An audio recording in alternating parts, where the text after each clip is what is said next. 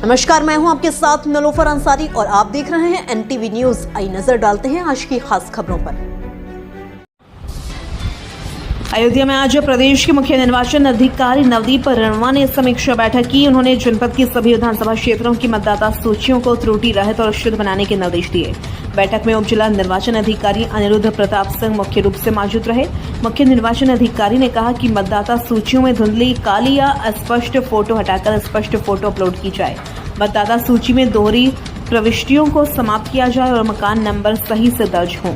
उन्होंने उदाहरणों के माध्यम से मतदाता सूची में पाई जाने वाली त्रुटियों को दूर करने पर बल दिया। बीएलओ को निर्देश दिए गए कि मतदाताओं से फॉर्म 8 भरवाकर 1 माह में सभी त्रुटियों को ठीक करें। युवा मतदाताओं की संख्या बढ़ाने पर भी उन्होंने विशेष जोर दिया।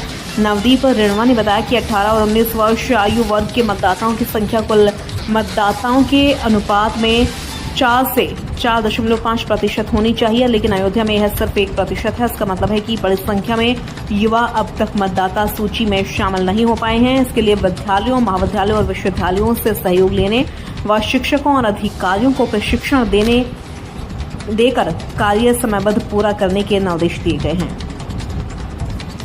कि किस प्रकार इस कार्य को करना है और अगले साल जनवरी में जब हमारी वोटर लिस्ट फाइनल पब्लिश होगी, जब भी रिवीजन होगा, पुनरीक्षण होगा, तो हमारी मतदाता सूचियाँ सही अनुभागों में बटी हैं। ये 2 बहुत महत्वपूर्ण कार्यों पर आज जोर दिया गया और इसके अलावा ये अपेक्षा की गई कि जो 18 साल के वोटर और 19 साल के वोटर, ये 2 आयु वर्ग के वोटर्स लगभग 4-4.5% होने चाहिए टोटल वोटर्स को। एक किसी भी अगर हम बूथ की वोटर लिस्ट उठाएं तो लगभग 4-4.5% ऐसे होने चाहिए जो 18 साल या 19 साल के आयु के। आज की तारीख में अयोध्या में लगभग 1% ही है, यानी बहुत बड़ी संख्या में युवा ऐसे हैं जिनका नाम मतदाता सूची में नहीं है, उनका होना चाहिए। ऐसे युवाओं को चिन्हित कर उनके मत बनाया जाए। इसके लिए शिक्षा विभाग को जोड़ा जाए, डीआईएस को जोड़ा जाए, हायर एजुकेशन ऑफिसर को जोड़ा जाए।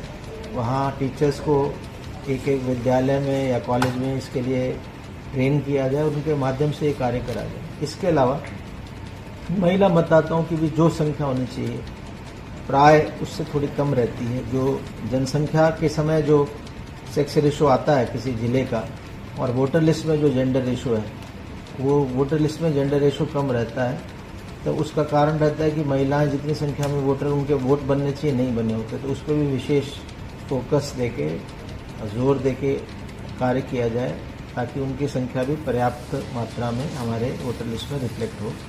इसके अलावा जो विकलांग मतदाता हैं उनको भी हम चिन्हित कर सकते हैं, मार्क कर सकते हैं अपने डेटाबेस में, और उसका लाभ ये होता है कि जब चुनाव आता है तो ऐसे मतदाता एक सक्षम ऐप बनाया है भारत निर्वाचन आयोग ने, मोबाइल ऐप। उस ऐप का लाभ उठा के ऐप को प्रयोग करके अगर उन्होंने पहले से मार्किंग कराई हुई है तो वो सीधा रिक्वेस्ट कर सकते हैं कि वोटिंग डे के दिन उनको व्हीलचेयर चाहिए या कोई और सहायता चाहिए पोलिंग स्टेशन पे, तो वो जिला निर्वाचन अधिकारी उसको उपलब्ध कराएंगे।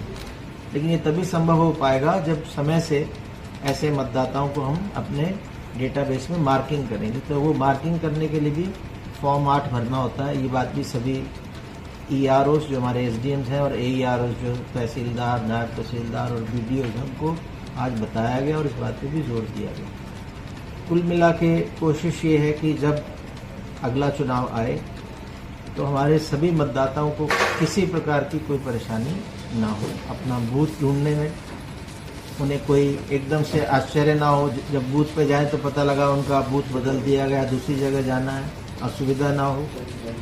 वहाँ उनको ये दिक्कत ना हो कि उनकी फ़ोटो लोग कोई आपत्ति कर रहा है कि फ़ोटो नहीं मिल रही या इनका नाम नहीं मिल रहा या इनका मकान नंबर सही नहीं लिखा। ये सारी चीज़ें अभी हम दुरुस्त करेंगे